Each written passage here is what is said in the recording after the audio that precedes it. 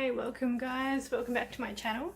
I'm just doing a quick vlog today and showing you a little bit of what I eat. I'm currently hiding out in the pantry. So as you can see, we have a walk-in pantry. Yay, they're the best things ever. Lots of food. I am cooking porridge, rice porridge for lunch today. As I'm gluten-free, it looks like this. And it tastes amazing. So I'm just trying not to burn it now. So it looks something like this.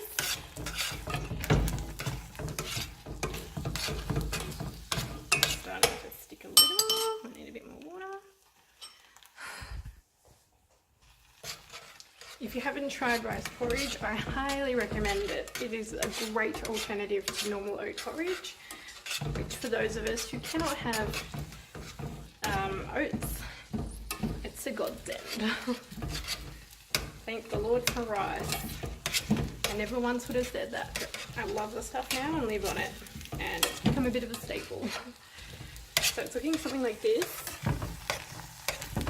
Probably got a little bit dry, and I think we're pretty much done. So just popping it into my bowl, because I think we're done. I don't want to fry it on the pan anymore.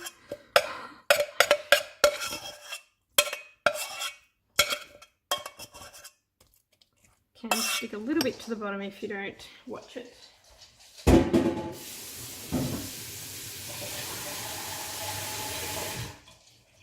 Which I did burn it a little bit because I was getting distracted by videoing. I use raw sugar rather than processed stuff, so I just find it tastes a lot better. I didn't once, but a friend got me onto it and now I love it.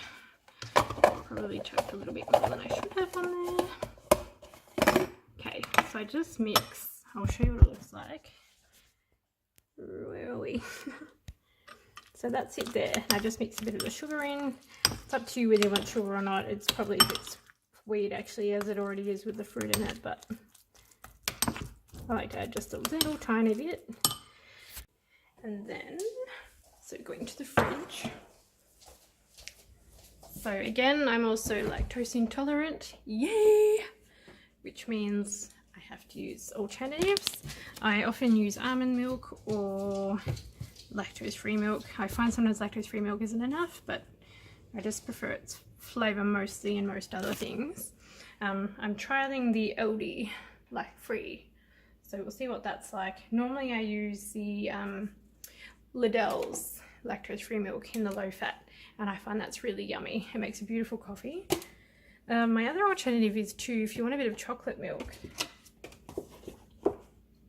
and you can't have dairy, try the Almond Breeze chocolate milk. It is amazing. See that there? It is so nice. Nice with a glass of ice.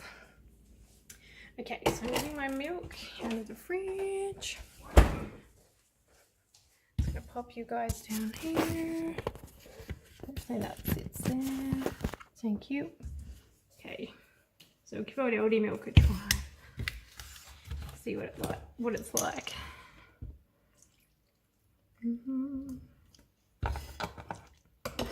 Mix it in. Doesn't look terribly special like that, but it tastes special. That's what matters.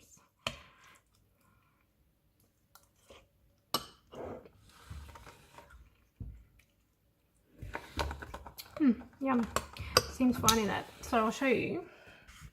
So as an alternative, as I said, to oat porridge, try rice porridge. This is what it looks like when it's cooked.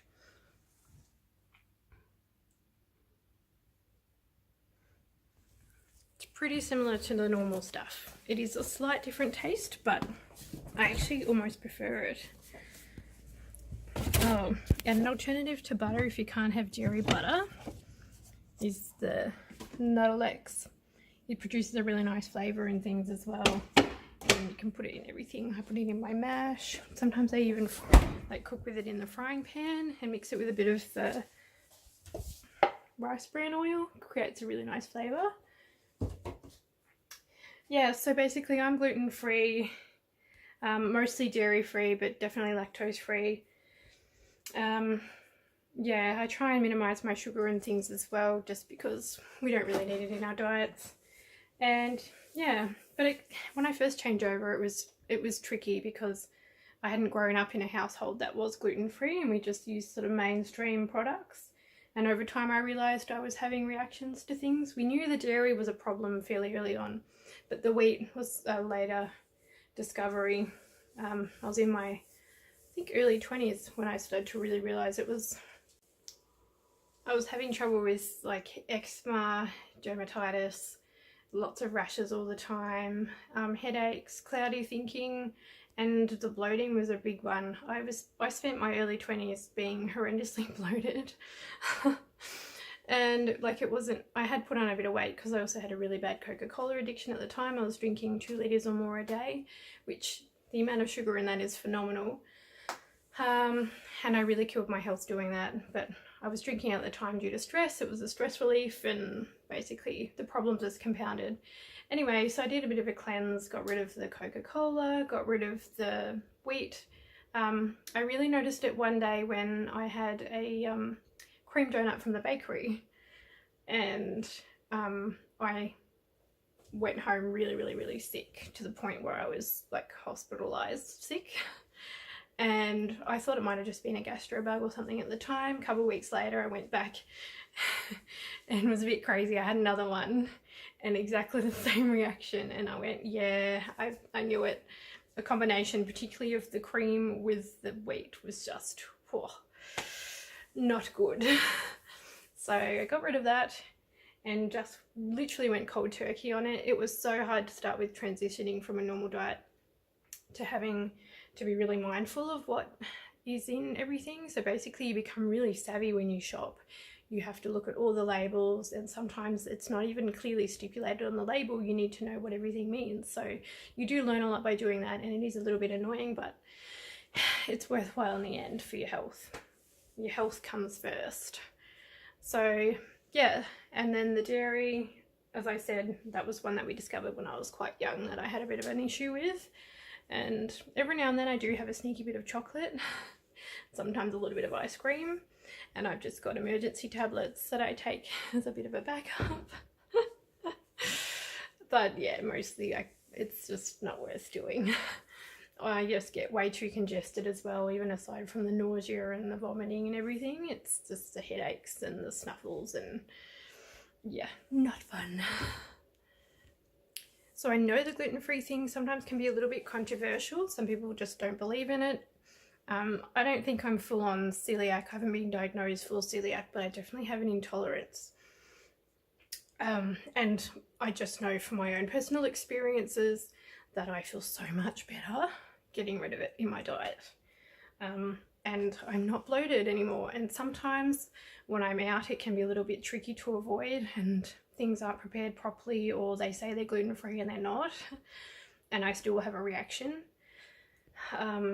The bloating's a big one. I really notice that probably the first thing, really. And then sometimes like a delayed reaction will be the eczema or dermatitis, headaches and things that keep going on. So it's a constant process of just learning and learning what you can and can't have. I also find rural towns are really bad for catering to those of us with special needs, like dietary requirements.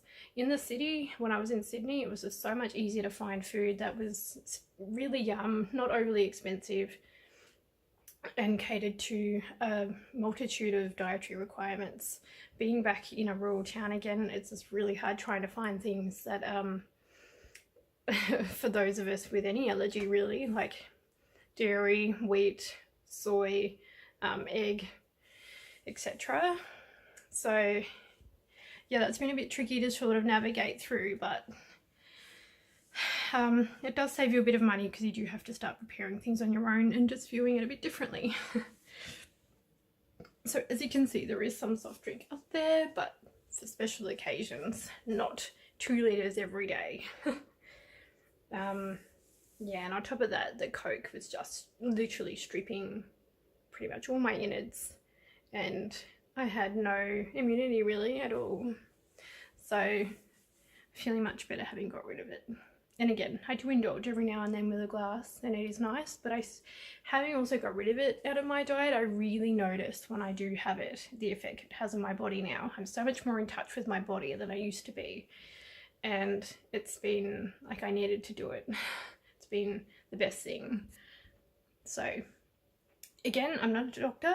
I am a health professional, but not a doctor, and I'm not your doctor, so I'm not recommending to anyone to go out and do it. Make sure that you do it in accordance to your own doctor.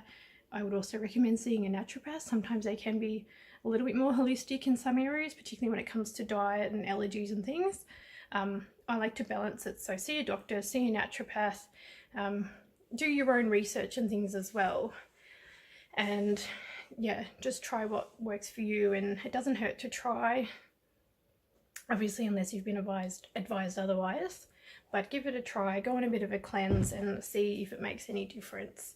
It's made a world of difference for me. Like, my skin is just so much clearer than what it used to be. I'm not bloated, I can think a lot more clearly. Yeah, it's just, there's no looking back, honestly.